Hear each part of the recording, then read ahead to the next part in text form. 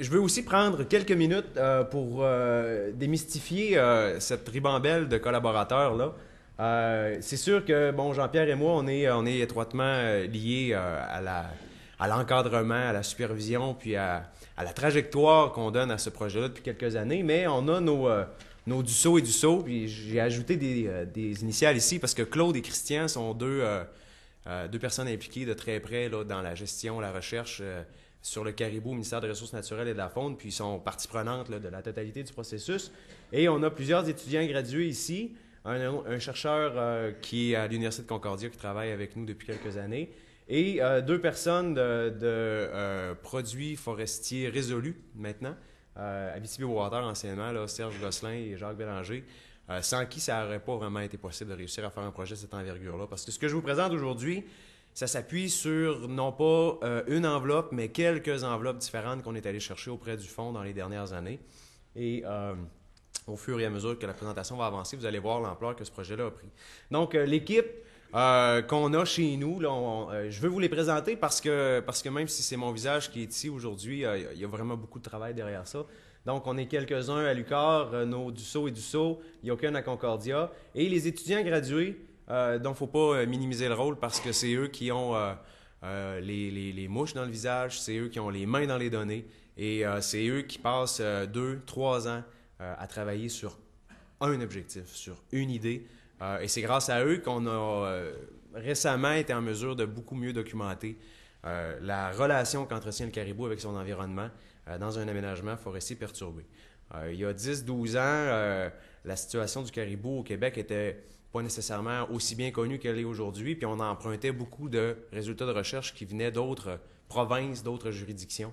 Et récemment, dans une rencontre avec divers intervenants du COCEPAC, de l'Entente boréale canadienne, j'ai entendu beaucoup de personnes des autres juridictions canadiennes dire à quel point le Québec était devenu un leader maintenant dans la recherche sur le caribou forestier.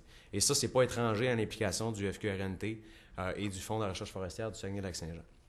Donc, si on essaie de se remettre en perspective, c'est quelque chose qui devrait vous rappeler une image que vous avez déjà vue. On a le Québec ici, on est à peu près quelque part ici. C'est une image de la Terre vue des pôles, vue du pôle Nord. Et c'est pas parce qu'on approche de Noël que je vous présente ça, mais c'est plutôt pour vous donner une image circumpolaire de qu'est-ce qu'on connaît actuellement des populations de rennes et de caribous autour du globe. Le renne du Père Noël, le caribou, c'est une même espèce, plusieurs sous-espèces. Et ce qu'on se rend compte, c'est que cette espèce-là, un peu partout à travers son aire de distribution, elle est en déclin, elle fait face à des situations problématiques. Vous avez en rouge ici les populations qui sont identifiées comme étant actuellement en déclin, en vert les populations qui sont stables ou en croissance. On devrait enlever cette population-là et la mettre en rouge maintenant. Depuis le dernier inventaire, on sait que la situation est moins rose qu'on pensait, ou plutôt moins verte qu'on pensait. Et en gris, c'est les populations sur lesquelles on n'a pas assez d'informations pour statuer. Donc, on voit que c'est un déclin qui est généralisé. Et parmi les 8 sous-espèces qui sont présentes, je devrais dire 7 puisqu'il y en a une qui est déjà disparue depuis les années 30, le Canada en compte quand même plusieurs. Et nous, la sous-espèce qui nous intéresse, c'est le caribou des bois, qu'on retrouve, je dirais, à partir ici là, du Yukon, Colombie-Britannique, jusqu'au Québec. Donc, c'est ce caribou-là qui est inféodé à la forêt boréale continue.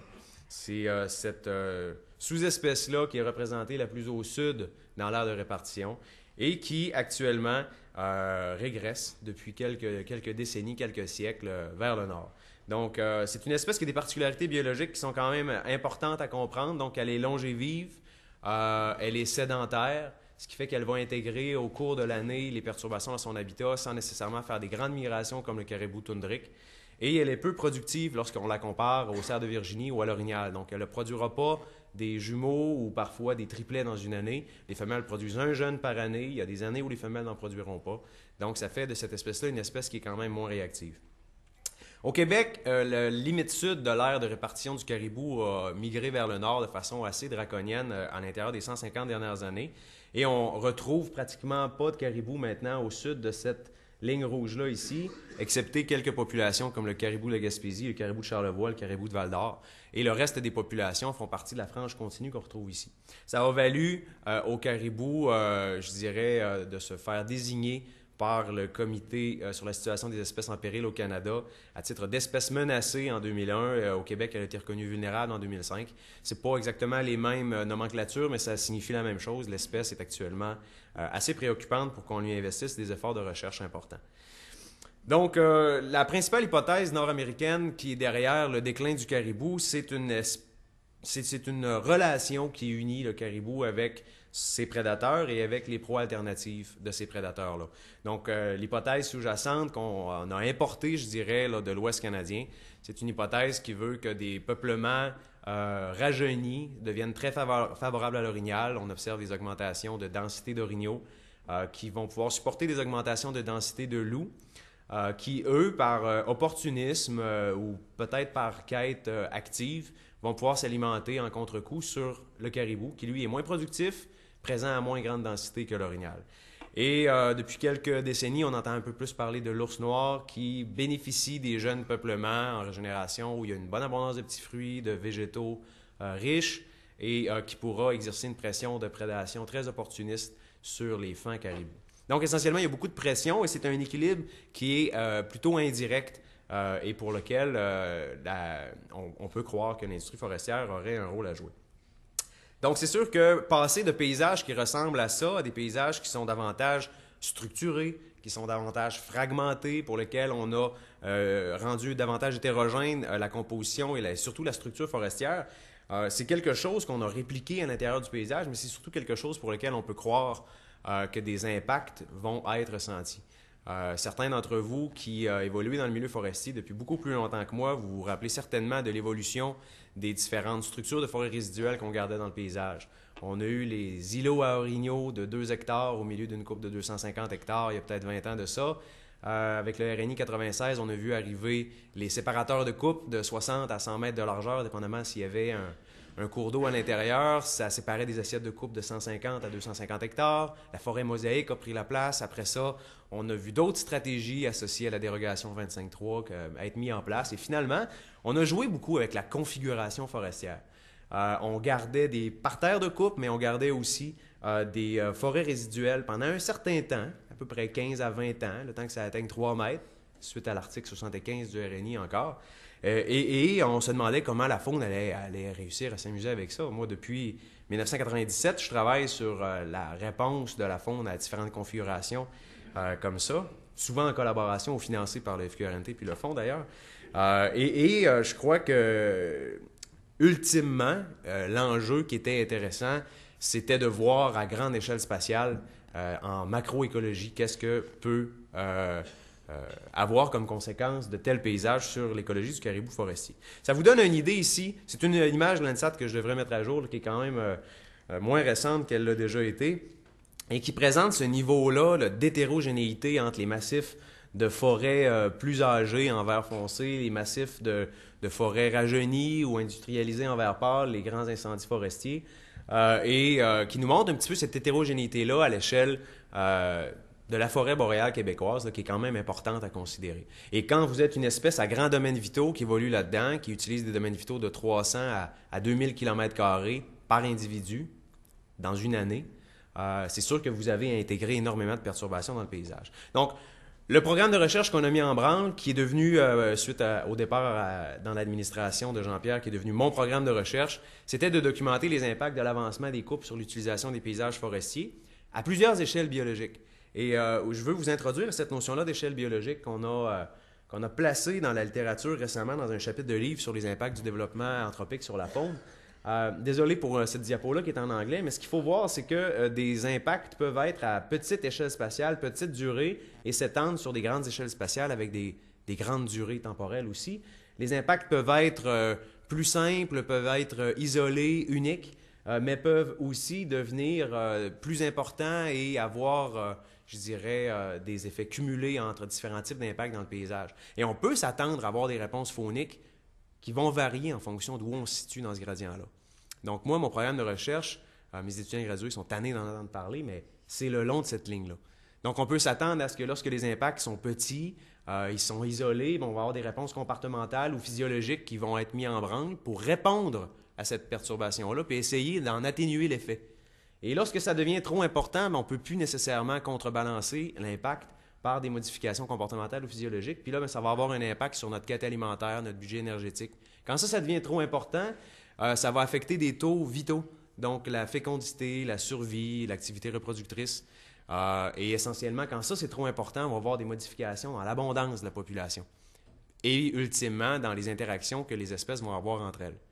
On a longtemps pris comme première image la variation du nombre d'individus qu'on avait dans le paysage comme étant la réponse qu'on devait mesurer. Mais je pense que pour être capable de bien comprendre c'est quoi l'impact sur le niveau de population, il faut être en mesure de reconstruire toute cette échelle-là. Et c'est ce à quoi je m'évertue de travailler depuis quelque temps. Le programme que je vous parle, ce projet-là, a réussi à former 6 étudiants gradués à la maîtrise, un stagiaire postdoctoral qui se sont intéressés je dirais, aux objectifs spécifiques suivants. C'est ce qui va structurer la présentation. Donc, on voulait comprendre la sélection hiérarchique de l'habitat, la fidélité du caribou à son domaine vital, l'impact de la perte de la fragmentation du couvert forestier, la réponse à différents types de structures anthropiques qui accompagnent la coupe, l'utilisation des massifs forestiers qui nous a permis, entre autres, d'évaluer la stratégie mise de l'avant par l'équipe de rétablissement puis le ministère des Ressources naturelles et de la faune.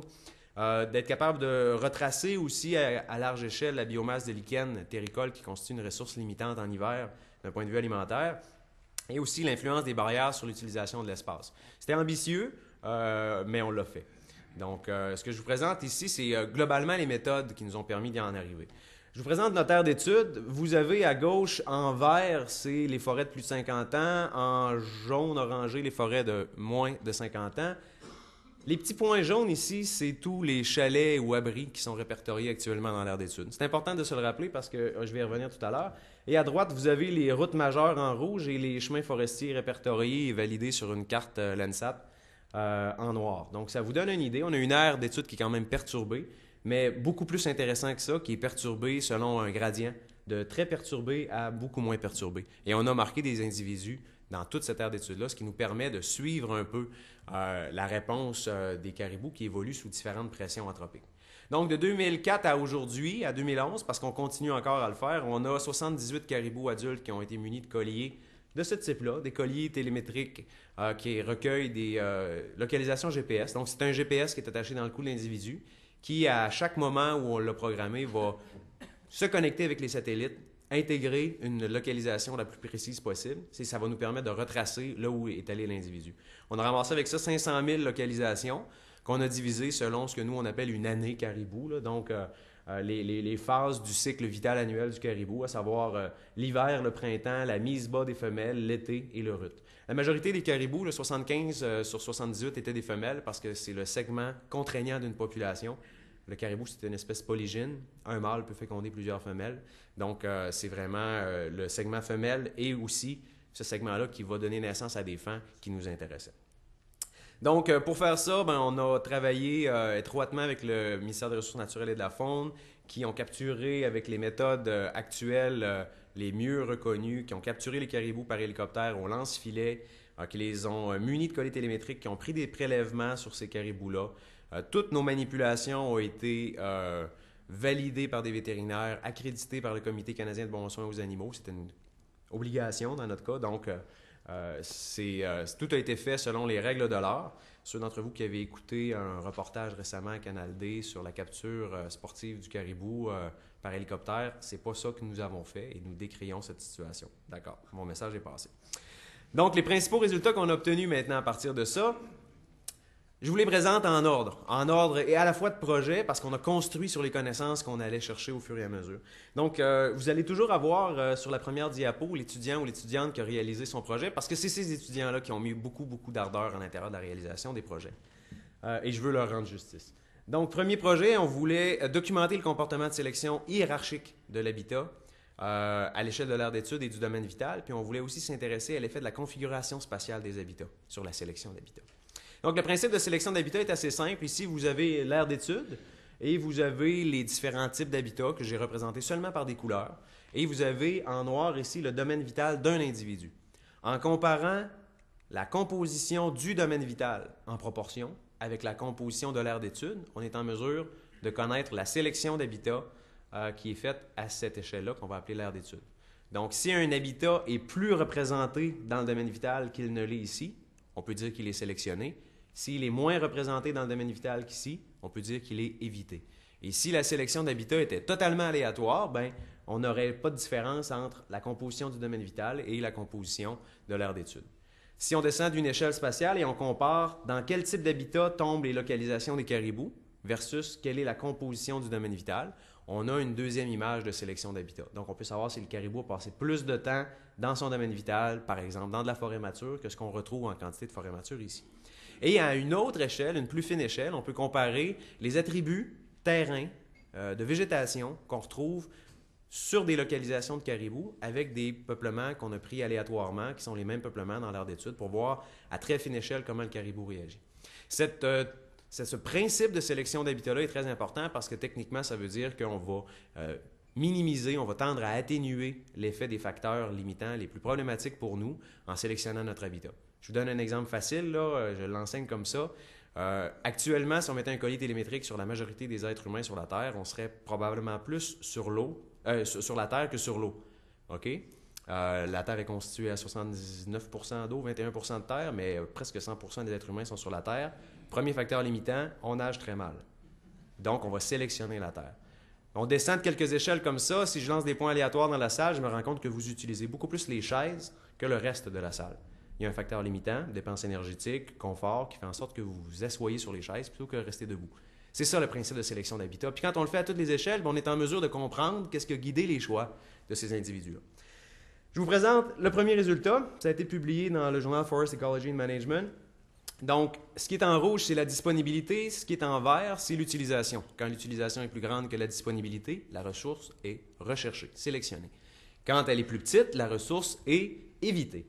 Donc, ici, vous avez un gradient de régénération forestière, des jeunes couples, des couples de 6 à 20 ans, des forêts de 20 à 50 ans, 50 à 70 ans, 90, etc., et d'autres attributs dans l'aire d'étude. Et ce qu'on remarque, c'est que la régénération, donc les forêts de 20 à 50 ans, sont significativement moins utilisées qu'elles ne sont disponibles.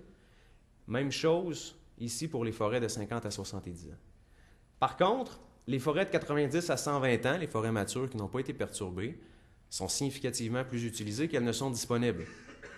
Mais, premier résultat contre-intuitif, les coupes de 6 à 20 ans sont significativement plus utilisées qu'elles ne sont disponibles. Si on traduit ça pour les besoins du caribou, on va faire des coupes, ça va faciliter la probabilité d'avoir du caribou.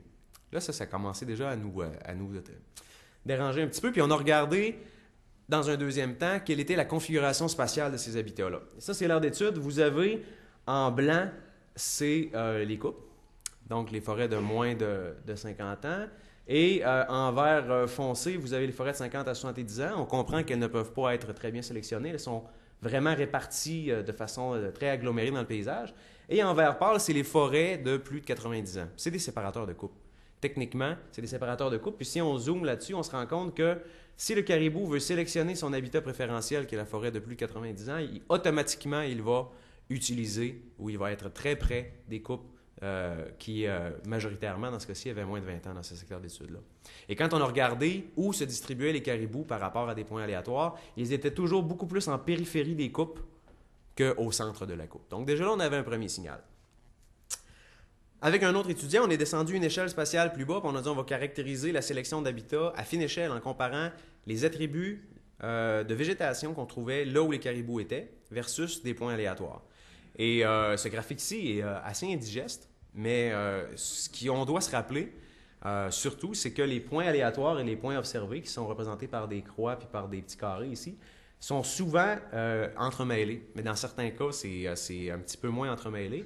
Et ça se répartit dans un gradient qui nous amène des éricacées, du lichen à gauche, mais beaucoup plus de forêts de régénération mixte, de sapins, de bouleaux à droite. Et quand on fait une autre analyse là-dessus, une régression logistique, on s'est rendu compte que pendant qu'il y avait de la neige dans le paysage, les caribous cherchaient, peu importe le type d'habitat dans lequel ils se trouvaient, ils cherchaient les endroits où il y avait le plus de lichen terricole, le plus d'éricacées, la plus petite densité arbustive et le plus petit couvert d'herbacées. Et quand le couvert de neige était absent, on cherchait les endroits où la hauteur et la densité en sapin et en bouleau étaient la plus faible, puis où le couvert d'herbacées était le plus faible. Techniquement, ce que ça nous dit, c'est que le caribou, oui, va chercher des opportunités alimentaires, mais va surtout chercher à éviter les prédateurs, dans ce cas-ci, à éviter les endroits qui sont favorables à l'orignal. On sait que le loup se fidélise là où l'orignal est, Et lorsqu'on évite les endroits où il y a beaucoup de sapins, de bouleaux, et au contraire qu'on se rabat là où il y a plus de lichens puis des ricacées, bien, on a beaucoup plus de chances de se séparer spatialement de l'orignal et donc potentiellement se séparer spatialement du loup. On a publié ça dans le journal Écosciences aussi, en 2009. Après ça, on s'est intéressé à une étape plus loin. On voulait comprendre la fidélité au domaine vital. Il a longtemps été proposé dans la littérature que le caribou était un animal assez fidèle. Dans ce cas-ci, on parle de fidélité à un habitat, donc le fait de revenir d'année en année au même endroit. On voulait donc estimer si c'était vrai, est-ce qu'il y avait une fidélité intra-annuelle puis une fidélité interannuelle, puis quelle était l'influence des perturbations anthropiques et naturelles sur ce comportement-là. Une maîtrise qui a été faite par Geneviève Faye, qui a terminé ça en 2009. Donc, on a travaillé dans ce cas-ci avec une aire d'études supplémentaire parce qu'on suit aussi le caribou de Charlevoix. Donc, on a travaillé avec tous ces individus-là. Parce que pour réussir à faire l'analyse, ça nous prenait des individus qui revenaient d'année en année dans notre suivi télémétrique. Donc, déjà là, ça limitait un peu la taille d'échantillon qu'on avait. On a travaillé avec deux métriques, la fidélité saisonnière, donc c'est la taille du domaine vital. On estime que plus un individu doit agrandir son domaine vital, techniquement, moins il est fidèle parce qu'il doit aller chercher ses ressources à beaucoup plus grande échelle spatiale. La deuxième métrique, c'était le chevauchement des domaines vitaux, donc la fidélité interannuelle. C'était le fait que si deux domaines vitaux annuels portent une grande zone de chevauchement, l'espèce, elle est relativement fidèle. Vous revenez d'année en année à peu près au même endroit. Comme vous avez une bonne fidélité, probablement, à votre maison. Vous revenez à tous les jours et à toutes les années à votre maison. Donc, si on regardait votre comportement d'utilisation de l'espace, bien, vous seriez fidèle à certains endroits. Votre bureau, votre maison, la cafétéria, peut-être un bon restaurant, le pub du coin. Mais techniquement, il y a d'autres endroits que vous utilisez moins et où vous ne revenez pas. On a utilisé 4 modèles, 4 hypothèses concurrentes pour tester le comportement de fidélité au site. Une hypothèse qui était uniquement basée sur la proportion de perturbations naturelles, les feux, les brûlés, les épidémies d'insectes. Un autre modèle qui concernait les perturbations naturelles, mais aussi la densité de bordure. Est-ce que la fragmentation, la configuration des perturbations naturelles joue un rôle? Après ça, on prenait ce modèle-là, on lui ajoutait la proportion de couple de 0 à 5 ans, puis de 6 à 30 ans. Et on prenait ce modèle-là, puis on lui ajoutait la densité de routes qui étaient situées dans des forêts non perturbées. On a enlevé les routes qui étaient dans les coupes, puisque techniquement, sont très, très corrélées dans le paysage. Sans surprise, c'est le modèle ici qui sort comme étant le plus explicatif.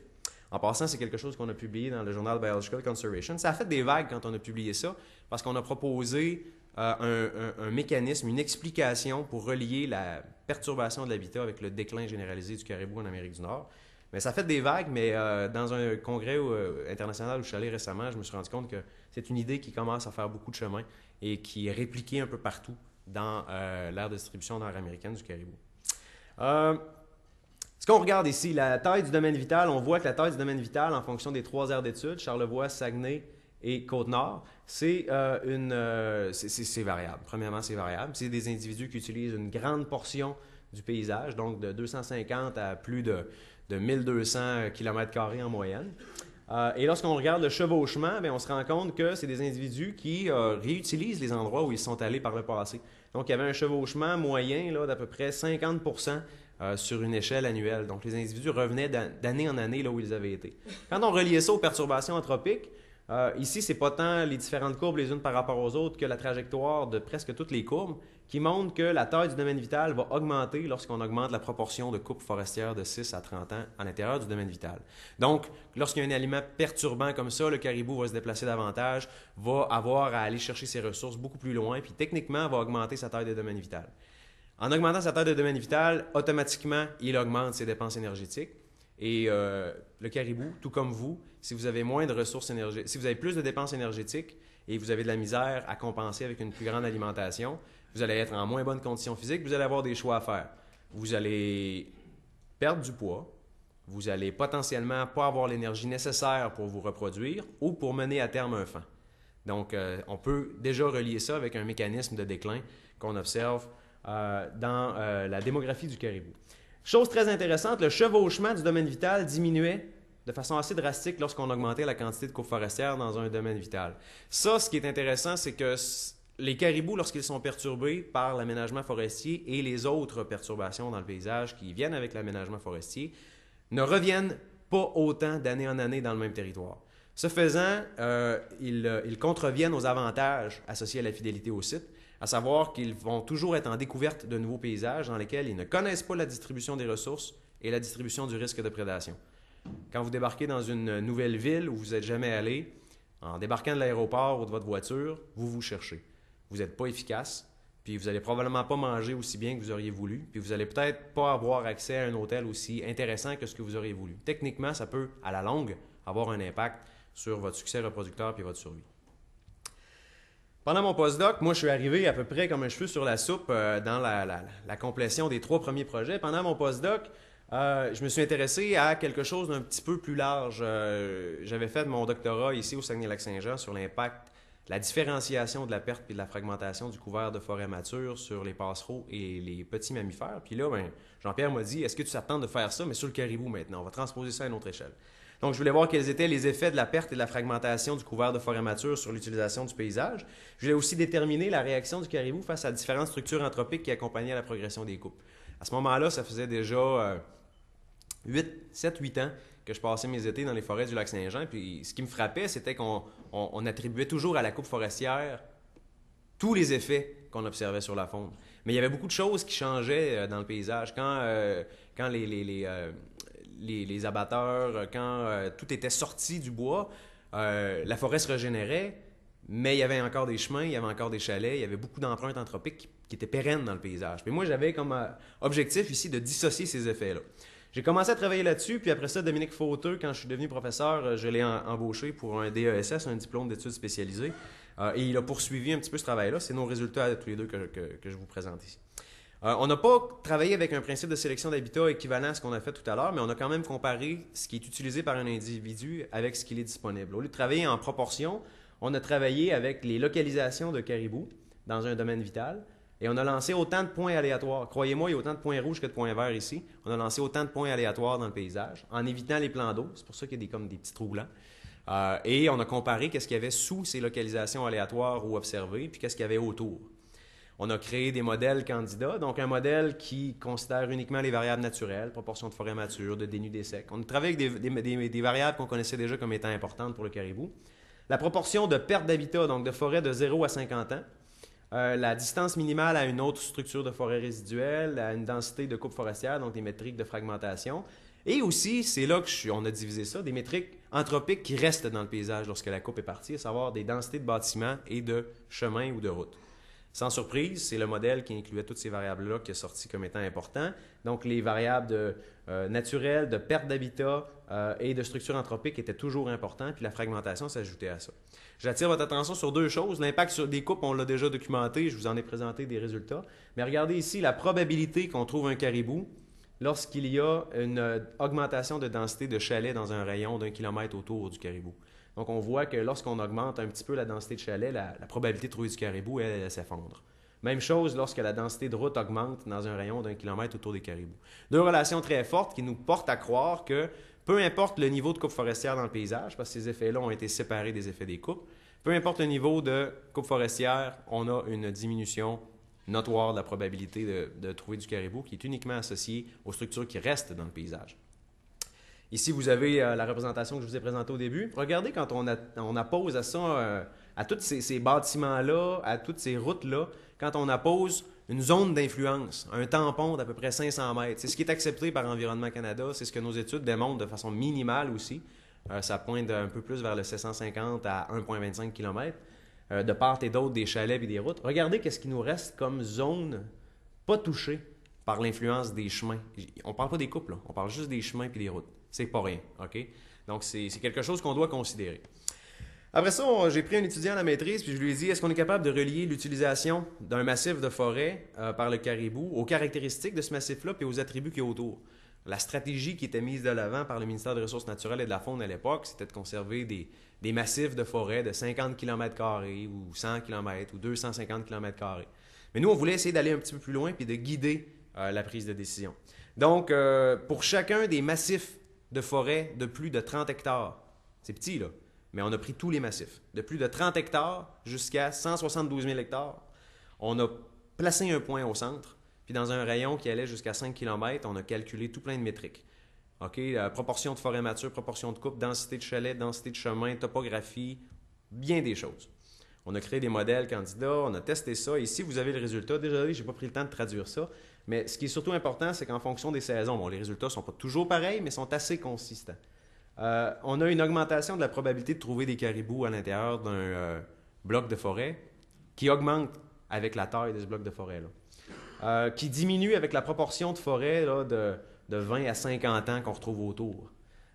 Qui diminue aussi avec la quantité de routes et de chalets qu'on retrouve autour de ce massif-là.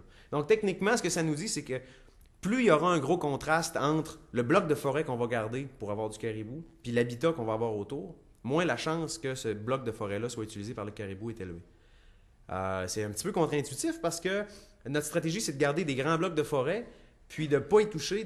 Notre stratégie de bloc de protection puis de remplacement, c'est un peu ça. C'est d'essayer de garder des blocs qui ne seront pas affectés puis de concentrer l'activité dans d'autres zones. Bien, plus ce contraste-là va être important, plus la conservation d'un bloc va devenir inintéressante. Ici, vous avez une relation prédictive qui est très bien validée à partir de nos modèles entre la superficie d'un massif forestier et la probabilité qu'il soit utilisé. Donc, ce qu'on voit, c'est que des massifs de, mettons, 100, 150 kilomètres carrés vont assurer, en fonction des saisons, à peu près, vont avoir une chance sur deux, finalement, d'être utilisés par un caribou. Si on veut optimiser le fait qu'un massif de forêt soit utilisé, bien, il faut se rendre dans des tailles beaucoup plus élevées. Mon but ici n'est pas de vous dire quelle taille il faut prendre, mais mon but est plutôt de militer en faveur d'une modulation de ces tailles-là, puis peut-être d'un zonage, d'avoir des zones où on voudra garder du caribou, d'avoir des zones où est-ce qu'on fera peut-être plus de l'exploitation, de la villégiature. Et dans ce cas-ci, bien, on pourra peut-être avoir moins de rétention dans certaines zones, puis plus de rétention dans d'autres. Avec Rémi, on s'est posé la question, mais on sait que le lichen terricole, c'est important comme ressource alimentaire, surtout en hiver. Est-ce qu'on est capable d'avoir un outil prédictif à partir de la carte éco-forestière pour prédire à l'échelle des peuplements forestiers quelle sera la biomasse? Donc, pour faire ça, on a fait des inventaires sur le terrain, dans des paissières matures. On a récolté des échantillons de lichen au sol, on en a calculé la biomasse et on a pris des variables disponibles sur la carte éco-forestière, on a classifié ça, on a généré des modèles, on vient de publier ça dans le Journal canadien de recherche forestière. Et ce que ça nous a permis de voir, c'est que bon, il y a un effet de la latitude qui est indéniable, il y a un effet de la hauteur qui est indéniable sur la présence de lichen à l'intérieur d'un peuplement, puis aussi sur la biomasse. Et ce modèle-là est un modèle qui nous montre que la densité du couvert forestier est très importante. Techniquement, je pense qu'on n'apprend pas grand-chose avec ça. C'est des relations qu'on connaissait déjà. Mais nous, on a mathématisé ça et on l'a validé dans notre aire d'études. Et on voit que les relations sont quand même assez intéressantes, assez étroites. Et ça nous permet, par exemple, de générer des cartes de probabilité de trouver du lichen à partir de la carte éco-forestière comme ça. Ce qui est quand même pas négligeable parce que si on a à conserver un 20 km² de forêt ou un 100 km² de forêt, on pourrait peut-être choisir celui où la biomasse de lichen est la plus élevée. J'ai un étudiant, pour terminer ce premier bloc-là, qui fait sa maîtrise sur l'impact des barrières, sur le déplacement puis l'utilisation de l'espace.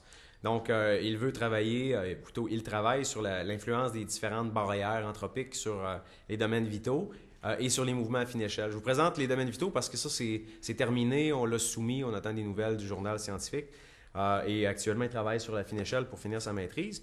Ce qu'on peut voir ici, c'est qu'en fonction des saisons, le meilleur modèle changeait, mais les modèles incluaient toujours les routes. Donc, les routes semblaient avoir un impact assez important sur l'écologie du caribou. Ainsi que certaines autres bordures, comme par exemple les bordures de coupe. Notre hypothèse était que plus il allait avoir de bordures, de barrières, plus le caribou allait être obligé d'agrandir son domaine vital. Ça nous ramène à tout à l'heure, d'être moins fidèle, d'avoir plus de dépenses énergétiques, etc. Dans ce modèle-là, on a permis des relations non linéaires parce qu'on avait un doute. On croyait que c'est pas parce qu'on augmente la densité de barrières que le caribou va toujours augmenter la taille de son domaine vital.